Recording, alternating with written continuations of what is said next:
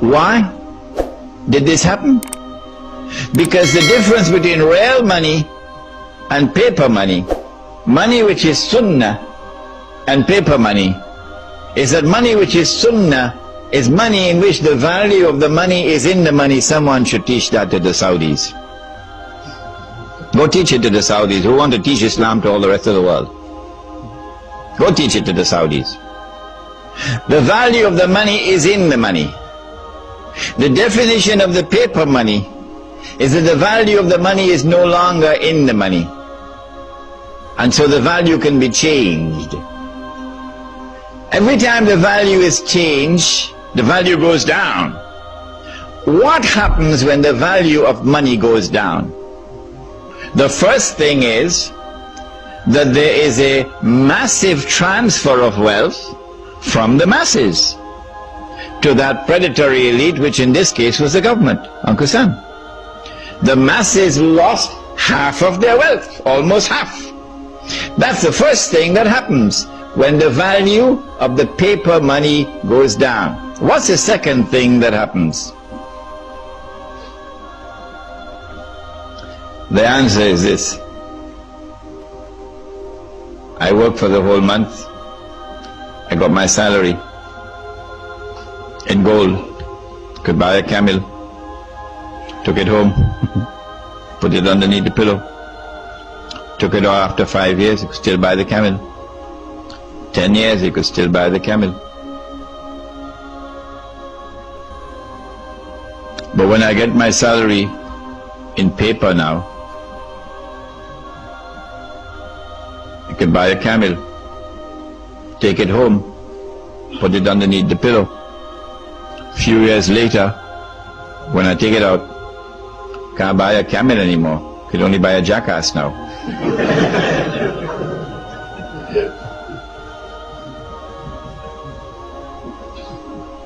So now I am beginning to feel like a jackass because someone has ripped me off. Where did my money go?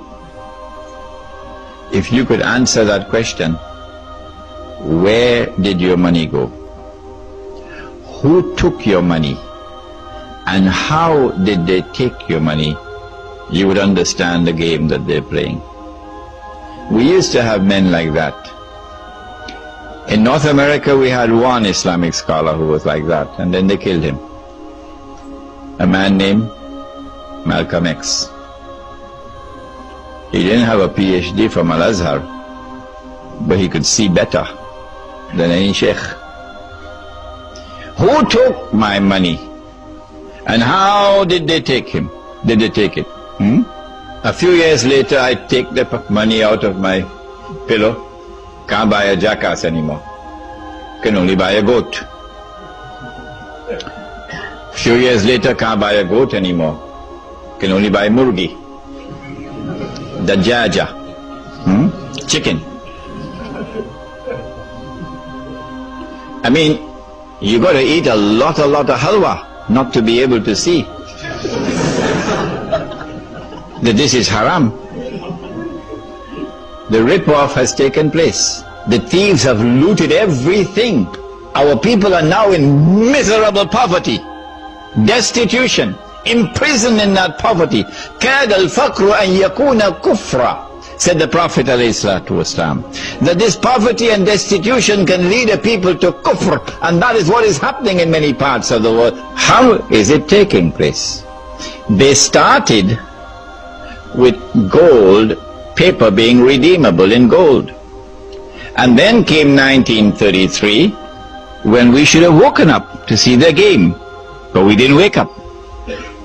So in 1944, at the end of the Second World War, they now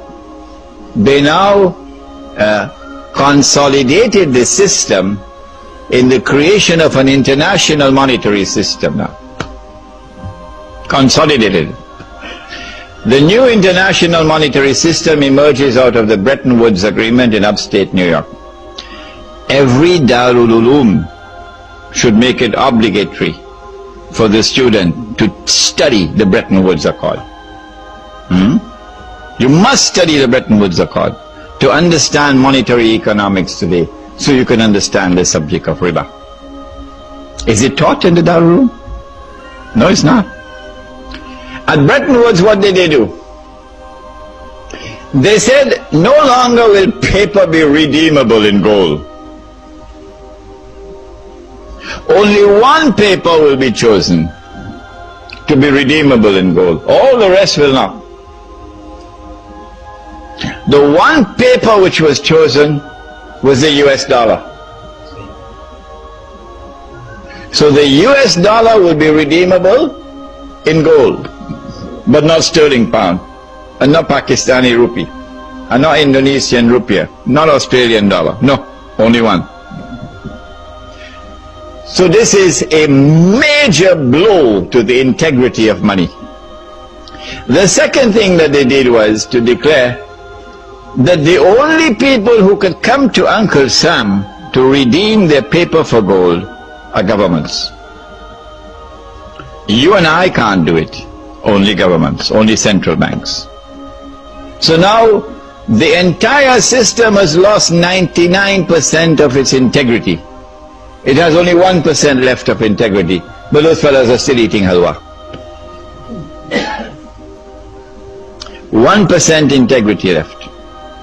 That governments, central banks can go to Uncle Sam with their US dollars and demand the gold. Nobody did. From 1944 to 1971, nobody did. The Vietnam War took place in the late 60s, and Uncle Sam printed a lot of paper to finance the war. And Uncle Sam didn't have the gold to back that paper. At Bretton Woods, they had fixed the price of gold at $35 an ounce. Fixed. It is there in the Bretton Woods Accord. Uncle Sam didn't have the gold to back all that paper. So in September 1971, the British government came in one Friday evening perhaps with $3 billion US and said, Uncle Sam, we want the gold. Uncle Sam knew that the game was up. The game was up. Because come Monday morning, guess who is going to be at the front of the line? Saudi Arabia. Or who behind Saudi Arabia? Kuwait. Huh?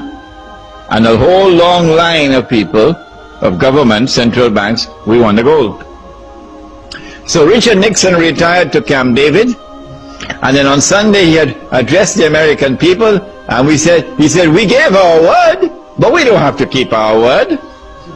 We gave our word, but we don't have to keep our word. We will no longer honor our obligation under Bretton Woods to redeem paper for gold from central banks. And so since September 1971, this may be news for some of you who have been eating halwa. Since September 1971, there is no legal link between paper and gold. It's gone. Now all that they have to do, those who want to rule the world, all that they have to do is to take control of money. Anyone who takes control of money can rule the world.